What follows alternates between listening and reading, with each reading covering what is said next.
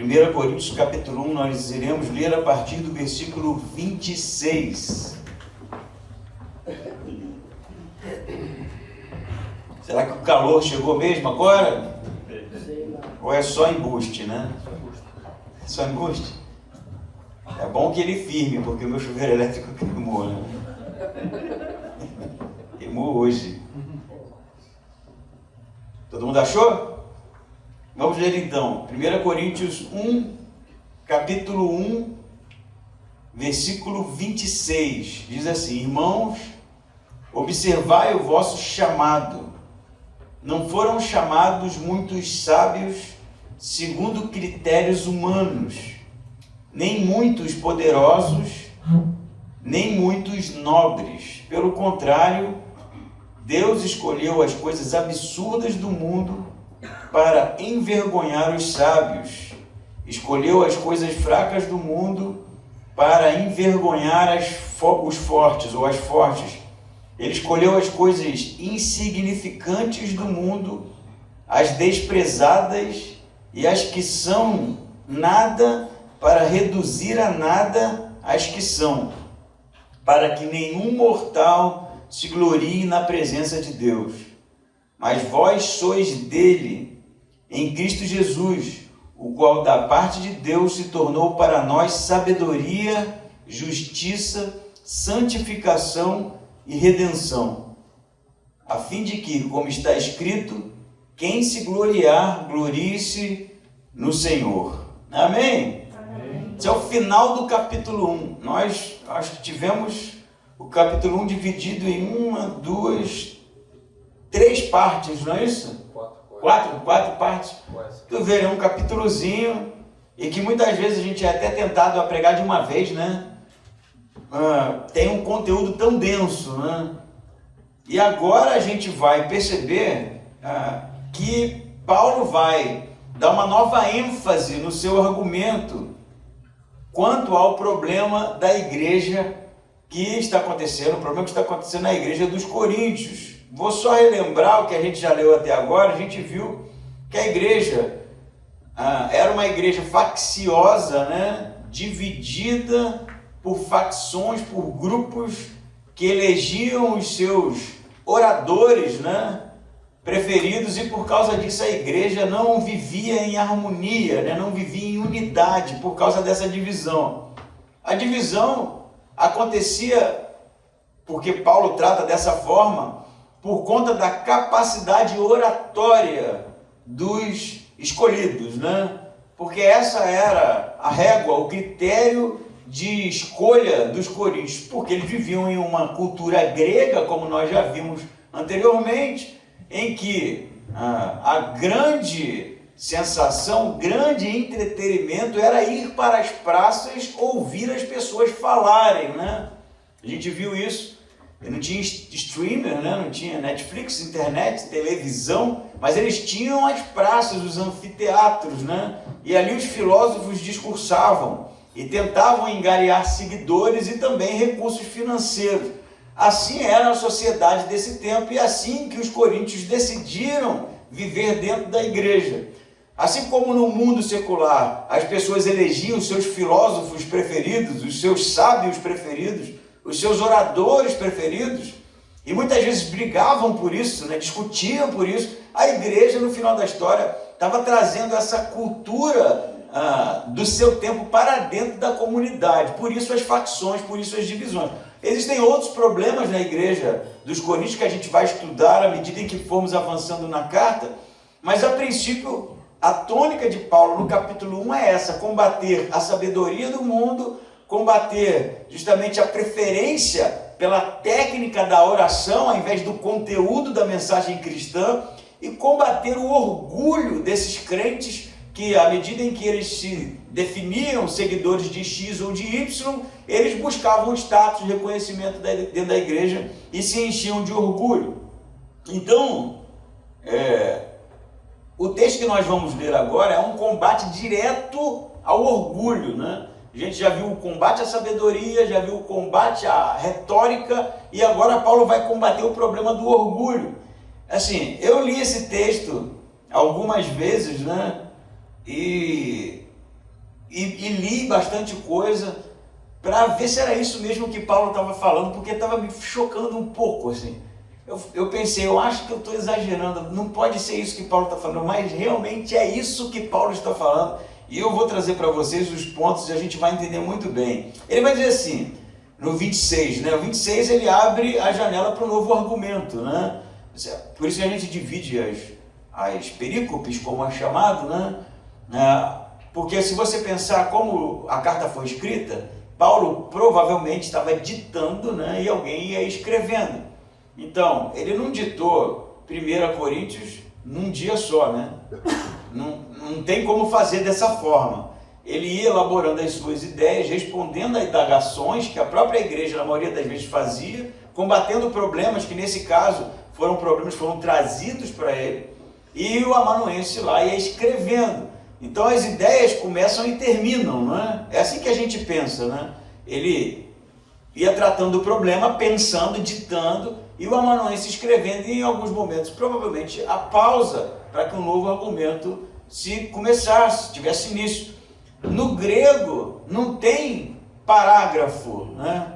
Esses subtítulos que a gente encontra, capítulos que a gente encontra no Novo Testamento, foram inseridos posteriormente, bem depois, para que houvesse uma divisão compreensível, né? No caso das traduções para outros idiomas. Mas se você for ler o grego, é direto, não tem capítulo, não tem nada, é o texto seguindo direto. Então, você não vai encontrar essa respiração, um parágrafo como tem no português, para identificar. Isso tudo é realmente por causa do estudo da língua, e aí vai aprender a compreender, né? Nós aprendemos a compreender o tipo de mentalidade por trás do texto. Então, nesse momento, isso tudo para dizer que Paulo começa um novo argumento, né? Ele vai dizer, irmãos, observai o vosso chamado. E aqui a gente pode confundir um pouco as coisas, né? Porque hoje em dia a palavra chamado tem um significado de uma missão especial, não é? Dada por Deus para nós, e que há uma compreensão da nossa parte quanto a esse chamado e uma decisão de seguir ou não. No texto não é esse o significado, não. A palavra chamado vem do grego klesin, que tem o significado do momento em que os coríntios, que aqueles crentes, decidiram-se por Jesus. Seria como Deus chamando, não é? Então o chamado aqui é a conversão, é o passo que eles deram para se tornarem cristãos, né?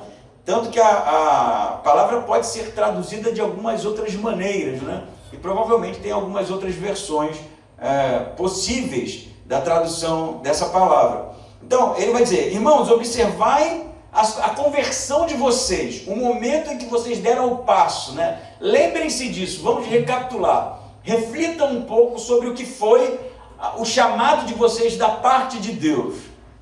E aí ele vai dizer assim, não foram chamados, ou como se ele estivesse falando, não se converteram, não fazem parte da igreja de vocês, não se decidiram por Jesus, muitos sábios. Tem sábio aí na igreja, e quando Paulo está falando de sábio, ele está falando dos filósofos, né? Dos sábios do tempo, para quem ele escreveu essa carta. Haviam homens que eram tidos como sábios, né? Pessoas que construíam ideias, conceitos, pensamentos, filosofia. E aí Paulo vai falar para eles, se lembrem da conversão de vocês, vamos voltar um pouquinho. Quando vocês se converteram, quando Deus chamou vocês, Ele chamou também algum sábio? E a gente sabe que provavelmente não, né? A igreja de Coríntios era uma igreja, em sua maioria, de pessoas simples, né? Mercadores, vendedores, pessoas que viviam da agricultura, alguns escravos, eram pessoas da baixa camada da sociedade, salvo algumas exceções, não é? Mas o quase todo era realmente pessoas simples. Na verdade, todas as igrejas do Novo Testamento, do primeiro século, eram igrejas que eram constituídas de pessoas simples, porque essas eram as primeiras pessoas a serem alcançadas pelo Evangelho. E aí Paulo vai dizer, foram chamados algum sábio, tem sábio aí? Vocês estão vendo algum sábio aí na igreja? Ele diz também, foram chamados os sábios segundo, aqui tem um problema de tradução na minha Bíblia, está assim, sábios segundo critérios humanos, né? A versão no grego sábios segundo a carne, seria a tradução literal, né? Mas a ideia aqui é segundo o mundo, né? Sábios segundo o mundo, não é a sabedoria de Deus, e Paulo vai fazer essa distinção aqui, mas uma sabedoria que o mundo identifica como sendo sabedoria. Foram chamados alguns sábios segundo o mundo, né? Segundo o conhecimento da sabedoria do mundo, e está aí entre vocês. Aí ele vai dizer, foram chamados muitos poderosos, e os poderosos aqui eram os governantes, né? Eram os generais romanos, eram aqueles que dirigiam o poder, a política do seu tempo. Tem gente aí assim? Foi chamado alguém assim aí? Tem poderoso aí na igreja de vocês? E ele vai dizer também, hoje o negócio tá bom, né, cara? O inimigo é astuto, mas ele não vai prender a sua atenção para esse barulho terrível não, né? Ele vai dizer, e muitos nobres, né? Pessoas nascidas de boas famílias, né? De famílias que eram relevantes para aquele período. Tem gente assim aí na igreja? E provavelmente não tinha, né? Se é que tinha alguém, né, de algum status, era um ou dois, que não era uma referência para aquele tipo de comportamento que eles estavam realmente incorporando. E qual é o ponto aqui? A gente pode parar no versículo 26 mesmo, porque aqui já tem o aspecto que Paulo está tentando trazer, que é bem, se não tem ninguém assim, por que vocês querem ser assim? É essa aqui a pergunta. Se não tem sábio, não tem poderoso, não tem nobre, por que vocês estão procurando reconhecimento? Por que vocês estão procurando a sabedoria do mundo? Por que vocês estão procurando, no final da história, ser relevantes à maneira da cultura de vocês, sendo que Deus não chamou esses? Seria mais ou menos como se Paulo estivesse falando, se Deus quisesse chamar nobres, sábios, poderosos, ele chamaria. Mas ele não chamou. Ele chamou pessoas simples, né? E ele tem um objetivo que vai ser desenvolvido no texto, né? Para humilhar, não é isso? A gente vai voltar nesse tópico, mas para humilhar os sábios, para humilhar os nobres, para humilhar os poderosos, Deus escolheu a simplicidade, escolheu a pequenez, escolheu aqueles que são realmente irrelevantes para o seu tempo, para envergonhar a sabedoria do mundo. É esse o argumento de Paulo, mas a gente para aqui porque a necessidade de Paulo fazer essa pergunta, essa necessidade é justamente porque os coríntios estavam brigando e esqueceram da sua natureza antes da sua conversão. Reflitam sobre o chamado de vocês. Como vocês eram antes, como vocês são agora. Então tudo que vocês são hoje, vocês devem a Deus, porque Ele chamou vocês pequenos, não é? E se há alguma sabedoria na igreja hoje, se há algum tipo de crescimento no que tange ao indivíduo, não é?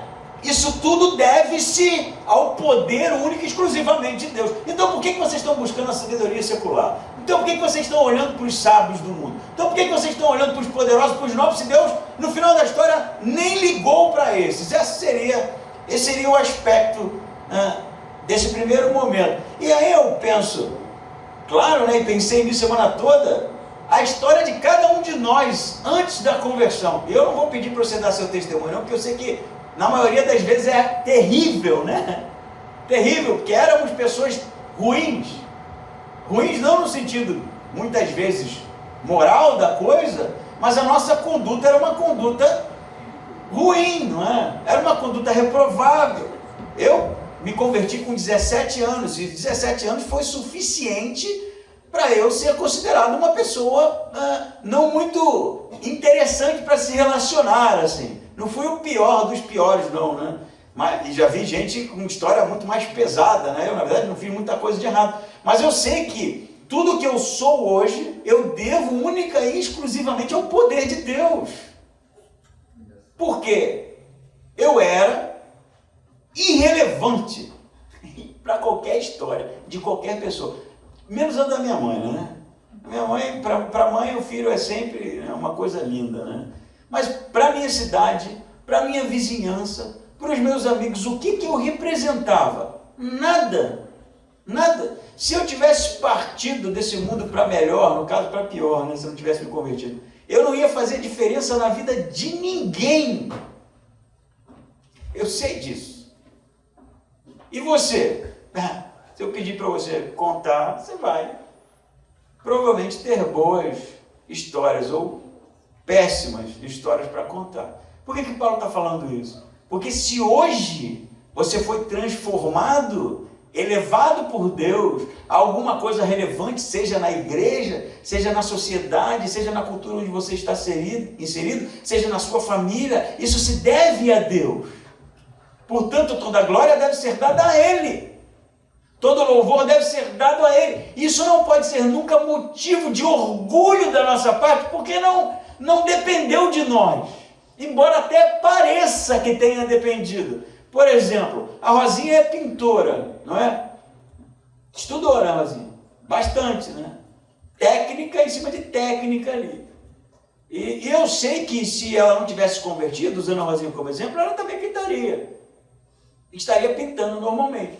Mas a pergunta é, se no que a Rosinha foi transformada, dando ela como exemplo, antes e depois da sua conversão, a pergunta é, será que tudo que a Rosinha produziu depois da sua conversão se deve única e exclusivamente à capacidade dela? Será que ela seria quem ela é hoje? Será que ela teria produzido o que ela produziu hoje? Será que ela teria alcançado pessoas com a sua arte, com o evangelho que Deus entregou a ela, como ela alcança hoje? E eu sei que todo mundo aqui tem uma história parecida. Por mais diferente que seja, por mais capacitações diferentes, né, que hajam, por mais que Deus tenha trabalhado de maneira diferente na vida de cada um, seja você, ou esteja você ocupando a função que esteja, isso se deve a Deus e não a gente.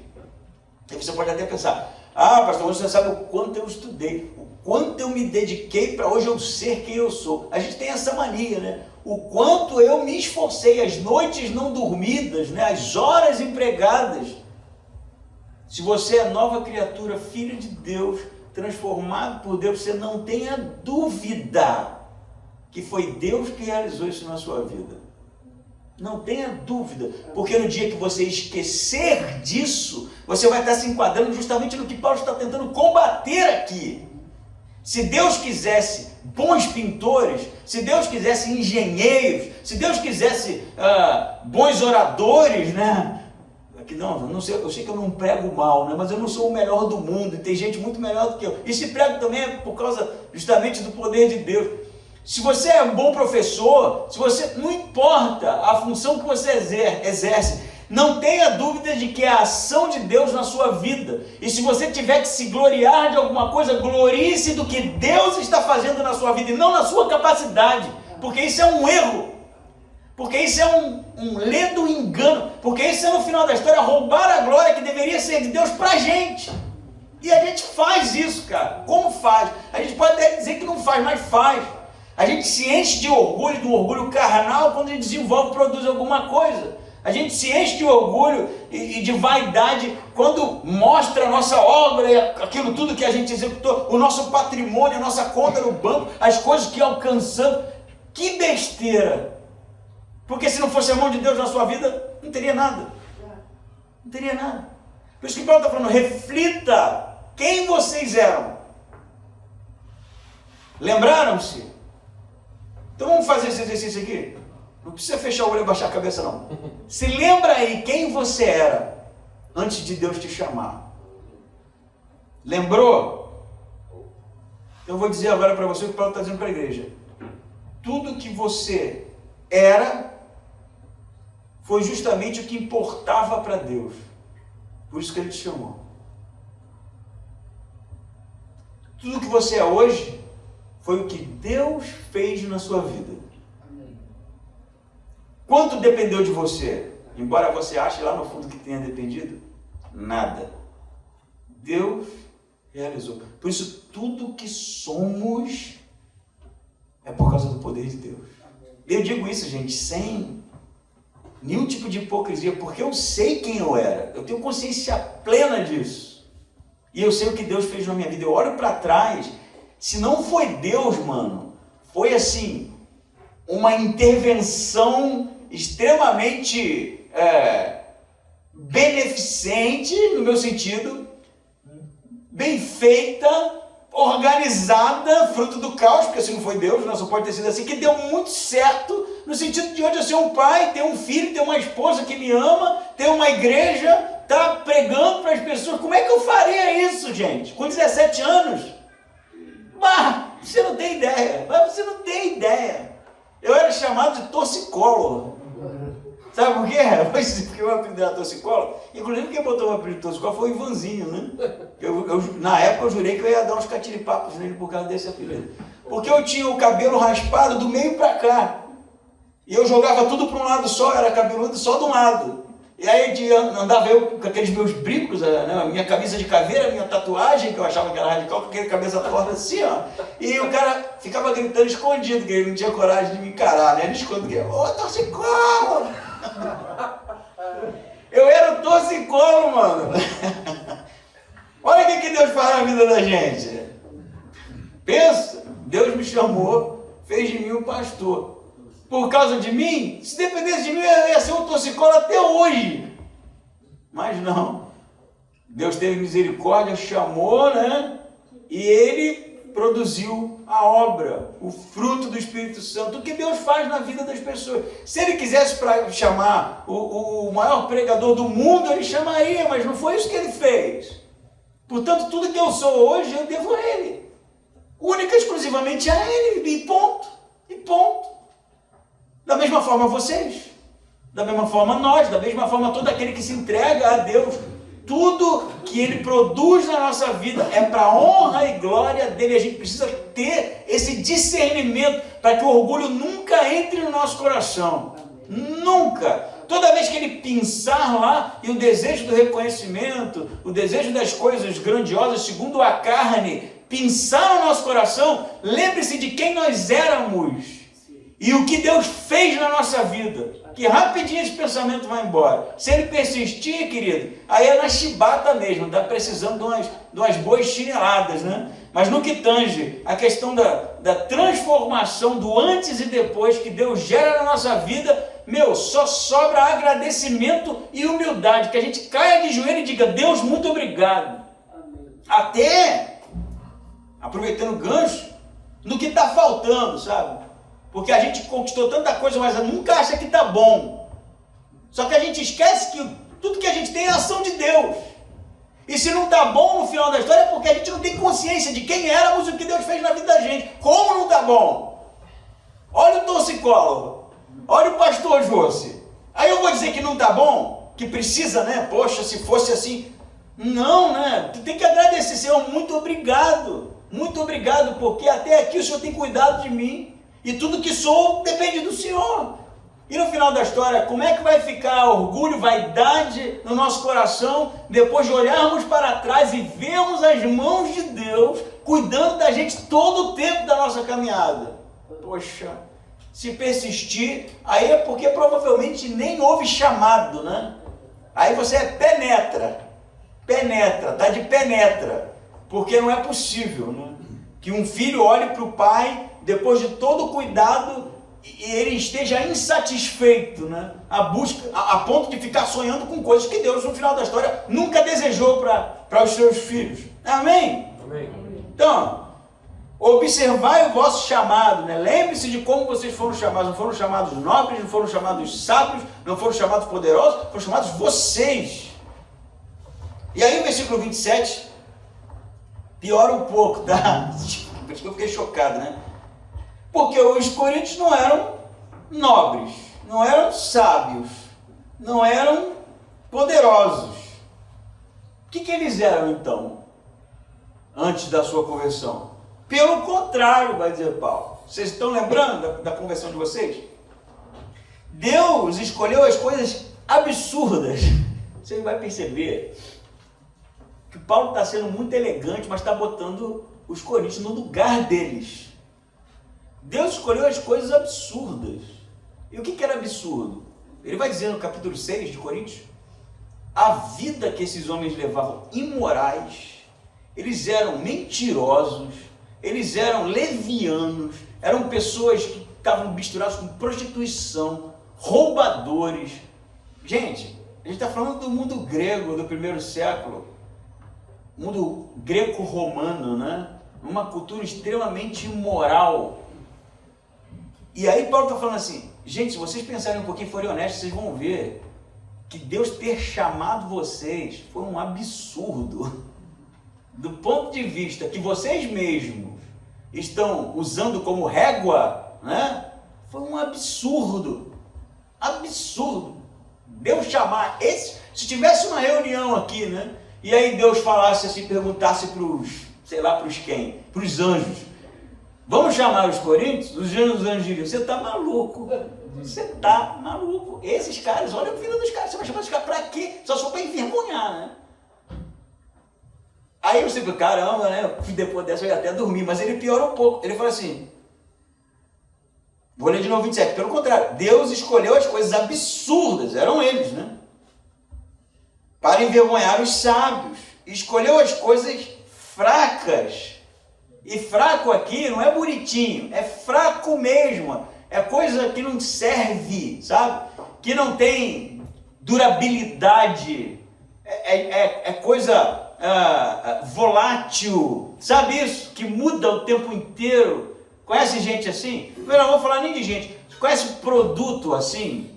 Que tu vai comprar, tu sabe que tá pagando barato, né? Fala assim, né? De repente dura, né? Mas é uma porcaria. É fraco, não dura nada, não tem durabilidade. E no final você até pesa, pô, nem valeu a pena. Se tivesse pagado mais, teria comprado uma coisa de maior qualidade, né? Teria durado mais, não é? Não é? Estão entendendo, né? Então Paulo vai dizer assim, ó, pelo contrário, Deus chamou as coisas absurdas para envergonhar, o que ele diz aqui, os sábios, e as coisas absurdas são os coríntios, né? Eles que foram chamados aqui. Deus chamou as coisas fracas do mundo, sem durabilidade, as coisas baratas, né? Para quê? Para envergonhar as fortes. Então os coríntios são absurdos, fracos, né? Material barato. E aí ele continua no 28. Escolheu as coisas insignificantes. São eles, tá? São os coríntios. Insignificantes. Baratas. Cucaracha em espanhol. Você já pensou em algum momento da sua vida se aquela barata tinha família? Se ela ia fazer falta para as outras baratas do ninho? Não, você meteu o chinelo e ponto, né? Você não está nem aí. Barata é insignificante nesse nível, né? A gente quer se ver longe dela. Se alguma vez eu deixei de matar um, foi por preguiça. Falei assim, deixa lá, cara, não estou afim. Os coríntios, insignificantes. E ele diz, ele escolheu as coisas insignificantes do mundo, desprezadas, não é isso? E as que nada são. Gente, do que ele está falando? Não dá para poetizar aqui, não. É a cruz de Cristo. Eles vão da igreja. Quem Deus chamou? Vocês. Tim nobre? Não. Tem poderoso? Não. O que tem então? O absurdo da conversão deles para serem chamados de povo de Deus. O povo de Deus, não é? A igreja de Deus. Aqueles que Deus chamou para dar origem à nova criação. Absurdo. Fraco, de pouca durabilidade, insignificante, coisas que nada são, não significam, não representam absolutamente nada. Para quê? Para reduzir a nada as que são. Então o plano de Deus, Paulo vai dizer, não era chamar nada de valor, nada com sabedoria, nada com reconhecimento. Não era chamar pessoas de status social, era chamar o pior tipo de pessoa possível. Para quê? Para reduzir a nada as que são, as que representam. E ele termina assim, termina aqui o pensamento, né? Para que nenhum mortal se glorie na presença de Deus. Para que ninguém tenha a cara de pau de bater no peito e dizer, ó, eu merecia. Entendeu isso? Nós somos os coríntios. Você quer uma palavra positiva? Agora eu vou me tornar o teu coach. você é insignificante. Não vale nada. Essa aqui eu acho que vai ser o mais pouca durabilidade, material de qualidade ruim. Pô, imagina se o cara for coach começar a falar isso, ele deixa de seguir o perfil dele mesmo, né? Ninguém aguenta. Você é nada. Somos nós. Mas Deus nos escolheu a si mesmo para humilhar a sabedoria do mundo. Por quê, pastor? Por que ele não chamou os sábios, então? Pô, seria realmente um início muito mais belo, para que ninguém se glorie na presença dele e diga, eu fui merecedor, eu fiz por merecer, eu mereci a salvação, eu mereço fazer parte disso aqui. Que isso, mano? Depois disso, como é que fica vaidade e orgulho no nosso coração? Não tem como. Não tem como. Porque sem Deus, nós não significamos nada. Sem Deus, nós somos fracos. Sem Deus, nós somos insignificantes. Sem Deus, nós somos absurdos. Percebe isso?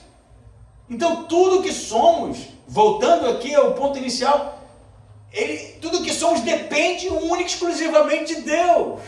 Tudo que somos é por causa do poder dele mesmo, de pegar as coisas simples, pequenas, frágeis, fracas deste mundo, para envergonhar a sabedoria do próprio mundo. E aí o envergonhar aqui é interessante, porque você pode pensar assim, envergonhar num debate, né? Que a gente vem com os nossos argumentos da existência de Deus, a gente está estudando isso.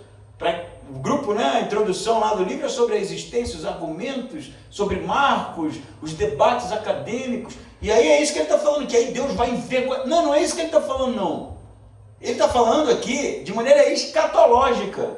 Porque o envergonhar aqui, a palavra no grego é katachino, é algo que vai transformar algo em nada, eliminar algo. Porque no último dia, na vinda de Jesus, aqueles que se acham sábios, eles serão humilhados. É isso que Paulo está falando. Não é agora que você vai humilhar sábio nenhum, não. E não se iluda. Porque o mundo olha para a gente como um bando de ignorantes. O mundo olha para a gente como um bando de religioso radical. O mundo olha para a gente como um bando de gente burra. E você sabe uma coisa? Nós somos.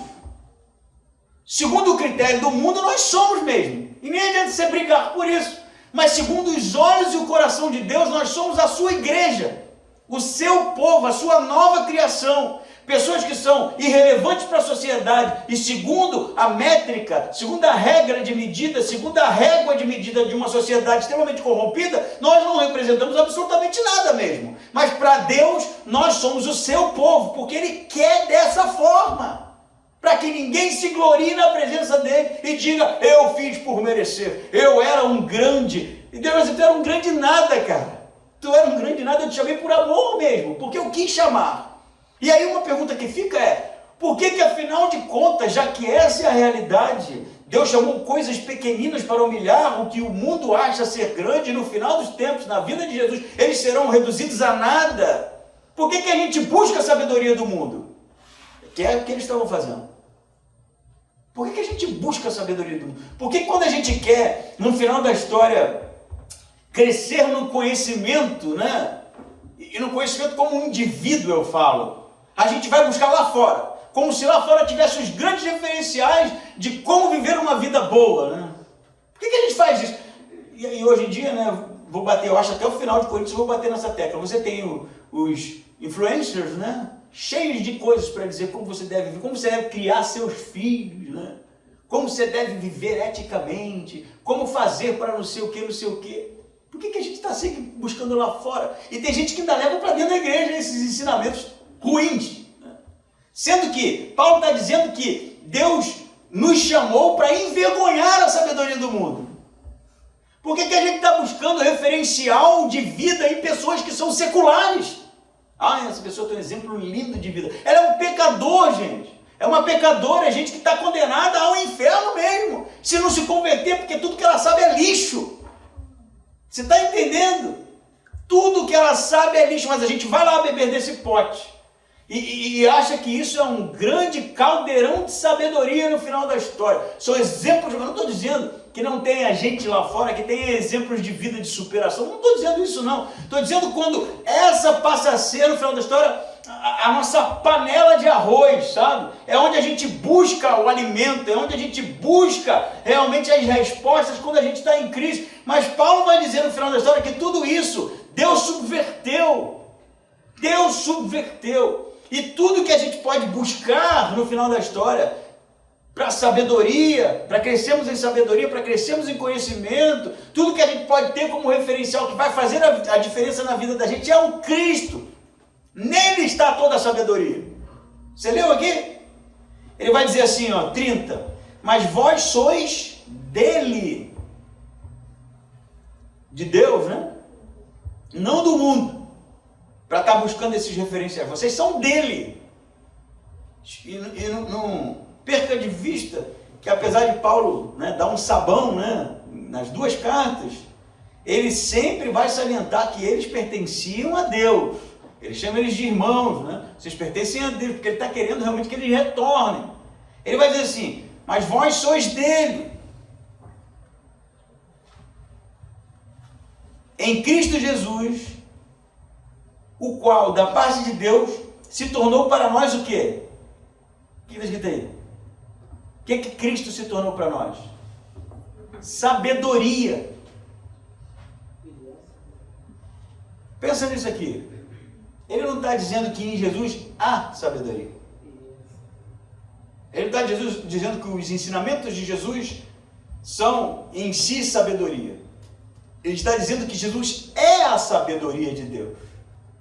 Na verdade, no século I, assim como os séculos anteriores, o livro de Provérbios trata da sabedoria como uma pessoa, né? A sabedoria é uma pessoa.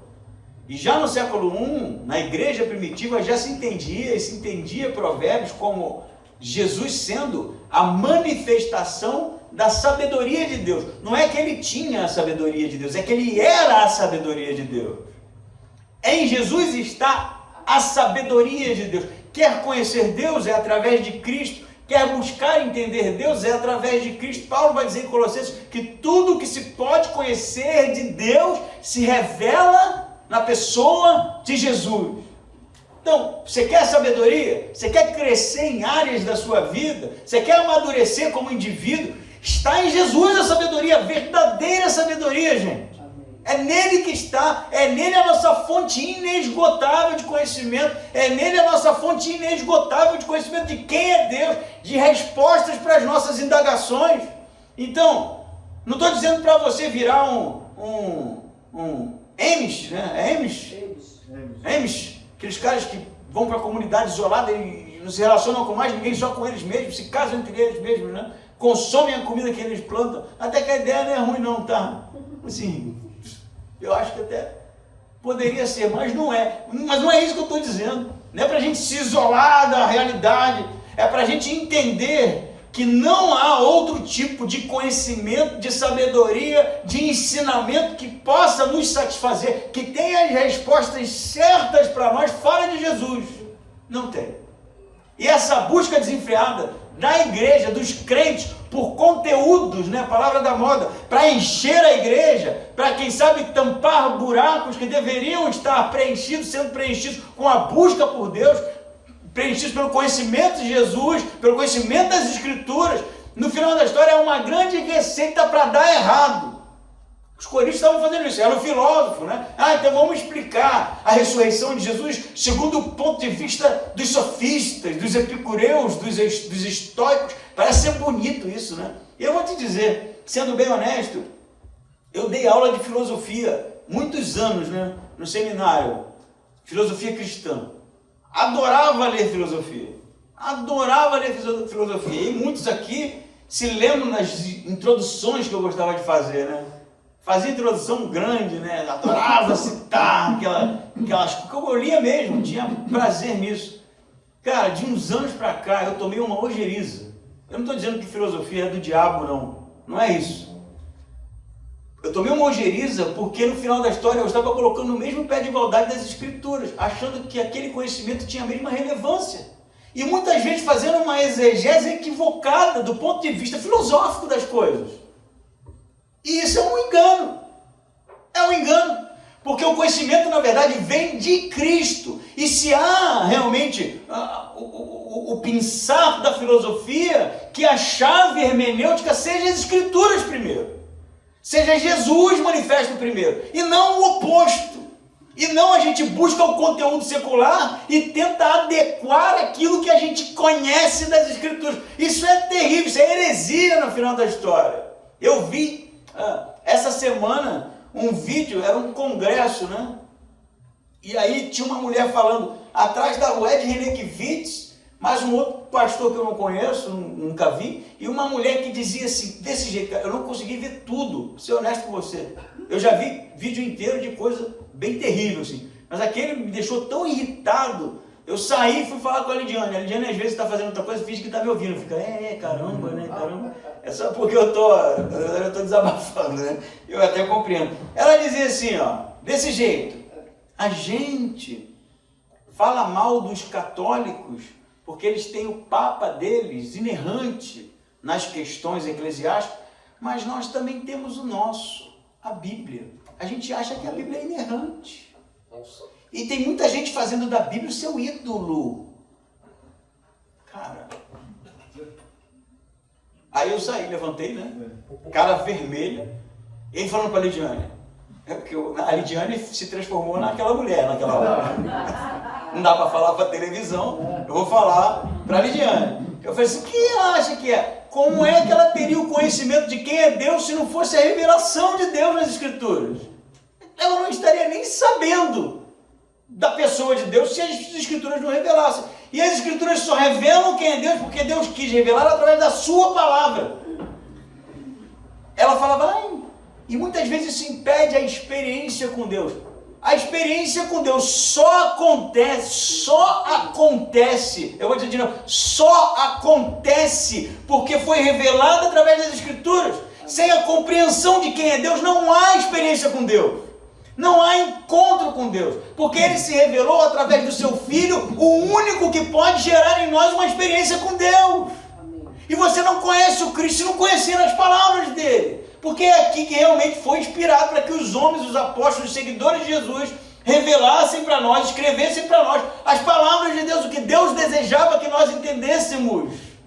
Portanto, todo o conhecimento está em Cristo. Não fora, não é secundário, não é algo que a gente pode no final da história deixar de lado e adequar outras coisas aqui, fazer uma sopa de letrinhas para tentar dar uma melhorada na revelação de Jesus. E é isso que os coríntios estavam fazendo. Vamos dar uma melhorada, bota uma filosofia aqui, vamos elevar para uma questão, uma discussão de questões mais metafísicas, né? Quem sabe assim a gente se sente estimulado para... Era isso que estava acontecendo. E é isso que está acontecendo hoje. As pessoas não estão satisfeitas mais com o Evangelho de Jesus, aí preenchem com outras coisas. Vamos meter mais coisas aqui, vamos meter pedagogia, vamos botar filosofia, vamos botar, né, o conteúdo dos sociólogos aqui, e aí vai, né? Política, né? Vamos botar política. Os políticos de direita agora representam o Evangelho, os de esquerda são o diabo. Joga a Bíblia fora, então. Joga a Bíblia fora, fica só com isso. Porque toda a sabedoria está revelada na pessoa de Jesus. Por isso, a única sabedoria que deveria nos interessar é Jesus. A única que deveria gerar em mim desejo de conhecer mais, de ser mais intenso, de se envolver mais, de consumir mais, deveria ser a pessoa de Cristo. Tá bom, pastor, adoraria, né? Mas Jesus não está aqui entre nós, para eu estar conversando com Ele, né? Poxa, pela milésima vez. Isso está abandonado, gente, na casa da gente. Abandonado. A gente sequer lê direito. E quando lê, dá uma lidinha como se fosse uma mágica. A gente não estuda a Bíblia, a gente não se interessa pelo que Jesus falou, não. E vem no domingo, para quem sabe ouvir uma pregação que responda às nossas indagações.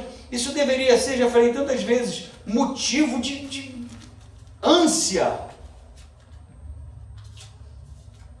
Ânsia.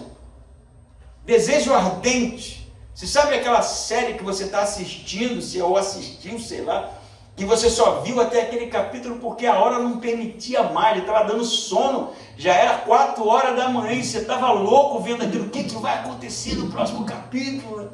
Com sério, não acontece comigo não, mas teve livro que eu li, já teve livro que eu fico pensando, eu li, meu, cara, o que vai acontecer? O livro está tão envolvente, a história está tão envolvente, tu quer ler aquilo, tu quer consumir aquilo, né? Acontece isso com o Gilberto? Sim, né? Riu porque acontece, né? Deveria ser assim com as escrituras, sabe? A gente acordar pensando, que vontade de ler sobre Cristo, de saber sobre Jesus, de conhecer mais, de ter as minhas dúvidas respondidas. Ah, mas a gente nem liga, cara, a gente vai levando na lambuja, assim. E aí o que acontece? É que outras coisas vão tomando lugar. Aí daqui a pouco, aí o culto não é suficiente mais. Aí você vai vir para mim e vai falar assim, pastor, podia falar um pouco mais sobre não sei o que é tão interessante. A igreja podia ter mais eventos, né? Para as pessoas, né? Por que não faz uma edição melhor dos vídeos, sabe? E a gente começa a se preocupar com coisa que não é primária, porque está faltando no final da história a gente arder de desejo de aprender, de saber mais do Filho de Deus que foi revelado na pessoa de Cristo para a salvação de todo aquele que crê. Ai, que tédio! Como é que o cristão pode ficar com tédio, cara? A gente tem a nossa natureza transformada. Deus nos transformou em nova criatura, nos ama, tem sonhos maravilhosos para a sua igreja. Como é que a gente fica entediado? Ai, que tédio! Não tem uma série para assistir. Vai ler a Bíblia, cara. Pega um livro do Carson. Reveja outros que você já leu. Mas precisa ter iniciativa, porque se deixar a gente entra no esfriamento que termina mal pra caramba. Termina a gente indo para a festa do colono no domingo, que é mais atraente. Tá entendendo? Termina assim. O quê? Tu já fez isso, Ivan? Onde é a festa do colono? Onde é? Tá fora de época? É a festa trentina. Qual é a festa? A trentina. É do diabo também, então. Amém? Amém. Eu estou igual aquele Arnaldo. Amém, igreja? Mas estão entendendo? Sim. A sabedoria está em Jesus. Ele é a sabedoria, a revelação de Deus. E é nele que a gente vai ser elevado no que tange ao crescimento como indivíduo, como ser, como povo de Deus. Fora isso, o resto é irrelevante. O resto é o que éramos antes. O resto é o que éramos antes. E aí Paulo vai dizer assim, repetindo o versículo 30. Mas vós sois dele, em Cristo Jesus, o qual da parte de Deus se tornou para nós sabedoria. Então, a sabedoria se revelou. Vai ler Provérbios depois? Faz isso, né? Está entediado? A série acabou? Pega Provérbios. Aí você vai ver, a sabedoria falou, a sabedoria disse, a sabedoria não sei o quê. Sabe o que Paulo está dizendo? Que era Jesus a sabedoria. A pessoa de Jesus é a sabedoria, o Logos de Deus. E ele, olha só, vocês são dele, né? Porque Cristo é a revelação de Deus. Ele é a revelação de Deus para nós. Ele é também, olha o tripézinho, a sabedoria se revela como? Através da justiça, santificação e redenção. Isso aí devia estar escrito no para-choque do teu carro lá. Ó. Justiça, santificação, para ficar na ordem certinha, e redenção. O que isso significa? Não é a mesma coisa não, tá? São coisas diferentes. A santificação é diferente de redenção, que é diferente de justiça. A justiça vem do grego dikaiosine, é a justiça de Deus. Deus é justo, né? Deus é o ser de onde a justiça emana, e para que nós tivéssemos um relacionamento com Ele, nós também deveríamos ser justos. Entende isso? E aí o que acontece com nós? Conosco? através da misericórdia e do amor de Deus, através do sacrifício de Cristo que carrega sobre si as nossas transgressões, não há mais acusação contra nós. Lembre-se pense num julgamento, né? As acusações sobre o que éramos antes, elas não existem mais. Porque todas as nossas transgressões foram colocadas sobre Jesus. E quando Jesus morre, carrega o fardo do nosso pecado e ressuscita, nós, ou melhor, os que estão em Cristo são absolvidos. Por isso somos justos. Não somos justos, segundo o argumento de Paulo aqui, por causa dos nossos méritos. Não somos justos porque somos bonzinhos. Nós somos terríveis. Você já viu a lista aqui do que nós somos, né? Nós somos justos porque em Jesus, a sabedoria revelada de Deus, somos feitos justos. Porque Deus assim o deseja. Então Deus, quando olha para nós, ninguém, nem nada pode nos acusar mais. Porque todas as nossas transgressões, voltando aqui, discipulado, né, capítulo 1, armar teologia sobre o pecado. Todos os pecados que cometemos foram perdoados e os que ainda iremos cometer também foram. Foram todos. A nossa condição de pecador está perdoada. Amém? Amém? Não tem condenação. Ah, pastor, mas e se não interessa, filho? Tudo foi colocado sobre Cristo. O sacrifício de Cristo não foi parcial, não foi só até um momento X ou Y. É sobre a nossa natureza de transgressor. Somos transgressores da lei, somos transgressores porque amamos o pecado. Mas no momento em que nós recebemos Jesus, a sabedoria de Deus, nós somos lavados no sangue do Cordeiro e somos feitos justos, separados, o povo de Deus. Pô, top, mano. Eu falo com maior empolgação isso aqui, né? Amém? Amém. Você é justo, porque em Jesus está a dikaiosine, a justiça de Deus manifestada. Como é que ele não é atraente? Como é que a gente não se interessa? Como pode isso? Mas ele também ele vai dizer, a santificação, hagiasmos, que vem de hagios, né? Tem a banda Hagios, o pessoal da antiga aí vai conhecer, que é santidade, né? Santificação, santidade. E aí, você é santo? Quem aqui é o santo?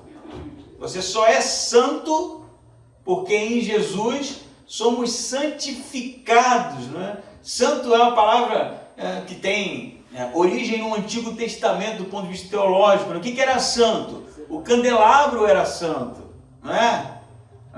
A arca era santa, os elementos usados nos sacrifícios, né, no culto a Deus deveria ser santo. A arca era tão santa, a gente viu quando a gente estudou Reis, que no dia que foram levar de qualquer forma, Davi animadinho, né, o cidadão deu mole e botou a mão, morreu na hora, né? Deus fulminou o cara. E aí o texto diz que Davi ficou com medo de Deus. A gente às vezes tenta até, não era medo, não era temor, não era medo mesmo, porque ele achava que Deus estava realmente do seu lado, e estava mesmo, né, usando aqui como dar uma ênfase no texto, e que Deus estava curtindo toda a vibe e não se preocupou com a maneira correta de carregar a Arca da Aliança. Porque havia uma maneira correta, eram os levitas que deveriam levar, de maneira específica, pendurada, né, em arcos, sem pôr as mãos. E aí no dia que fizeram errado, o que Deus fez? Vocês aprendam, porque eu não sou bagunça. Porque, apesar da graça e da misericórdia de Deus, Deus é santo. Deus é santo. E Ele se relaciona com coisas santas. É o candelabro que seja santo. É a arca que seja santa. São os levitas, os sacerdotes que sejam santos. É a igreja de Deus. É a igreja do Novo Testamento que seja santa. Mas pastor, eu não consigo. Eu sei, por isso que Ele nos santificou em Cristo. Jesus, quando carrega sobre si as nossas transgressões, nós somos justificados diante de Deus e nós somos feitos santos. O povo de Deus, porque Deus assim o deseja. Amém? Amém. Pô, top pra caramba, eu vou ficar falando a mim aqui mais quantas vezes, né? Mas eu gosto disso, né? Eu vejo se você está ligado ou não. Então, Jesus, a revelação da sabedoria de Deus, a pessoa que manifesta ali a sabedoria de Deus, nele nós somos feitos de Caiociné, a justiça de Deus, somos justos, né? Nele nós somos feitos o hagios de Deus, o hagiasmos de Deus, a santidade, e se você achou hagiasmos uma palavra estranha, você vai achar muito mais agora a redenção, apolutrosis, é a versão no grego, redenção. A gente fala, a redenção, a santificação, tudo igual, né? Mas não, sabe o que é redenção? Redenção é o pagamento da dívida de um escravo. O escravo estava lá, preso, servindo, e se alguém pagasse o valor específico para a liberdade dele, para as dívidas, que muitas vezes o escravo era escravo porque havia contraído dívidas, né? Outras vezes porque não tinha condições de pagar, era vendido pela própria família, outras vezes era escravo de guerra, mas ele tinha um preço, ele era uma mercadoria, né? E quando aquele preço era pagado, ele era redimido da sua escravidão. E aí era feito livre. Jesus, ele é a sabedoria de Deus, que nos transformou em justos de Caiociné, que nos transformou em santos hagiasmos e que fez de nós livres apolutrosos, porque éramos escravos do pecado. Ele nos libertou. A sabedoria de Deus nos libertou. A sabedoria de Deus, o Cristo, nos fez salvos, santos, libertos. Aí, depois disso tudo, né, dessa exposição belíssima de Paulo, ele vai citar Jeremias aqui, que eu vou ler para vocês aqui. Versículo 9, capítulo 9, versículo 23 e 24, aqui está assim: a fim de que, para que isso tudo, Paulo? Para que você está falando isso tudo? Que Deus não chamou sábio, não chamou, mas chamou a gente já sabe também, a gente era insignificante, já entendemos, uma barata, né? Uma cucaracha. Mas para que Deus fez isso tudo? Revelou no seu Filho a sabedoria, nos chamou, nos santificou, nos justificou, nos redimiu. Para quê? Assim como está escrito, Paulo vai dizer, quem se gloriar, glorie-se no Senhor.